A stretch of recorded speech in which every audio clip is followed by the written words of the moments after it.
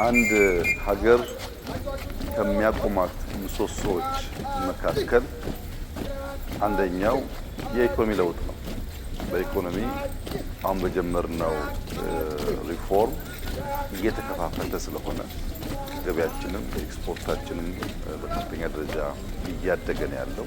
ከተሞቻችን እየዘመኑ ፕሮጀክቶቻችን እያለቁ ኢትዮጵያ በኢኮኖሚ እመርታ ከሚያሳዩ በጣት ከሚቆጠሩ ሀገራት ተርታ አንዷ ሆናለች።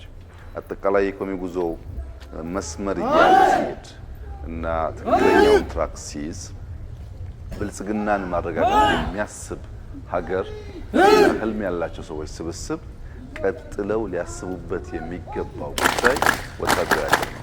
እንደ ኢትዮጵያ ያሉ ሀገራት በኢኮኖሚ እድገት ወታደራዊ አቅም በቅደም ተከተል እኩል እንኳን ባይሆን በቅደም ተከተል አብረው ማደግ ካልቻሉ ኢኮኖሚው በአቅም ማነስ ምክንያት ተመልሶ ሊበላ ይችላል።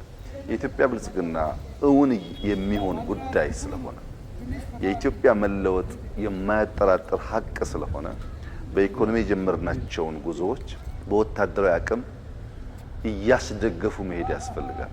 ኢኮኖሚያችን አሁን ካለበት 1 2 3 ስቴፕ ከፍ ሲል ወታደራዊ አቅማችን ሲያድግ ቀጥሎ የሚመጣው ደግሞ ባህል፣ ቋንቋ፣ ሙዚቃ የመሳሰሉ ጉዳዮች ደግሞ አብሮ ይሰራሉ። አንድ ሀገር በሀብቷ አደገች የምትባለው በገንዘብ ብቻ አይደለም።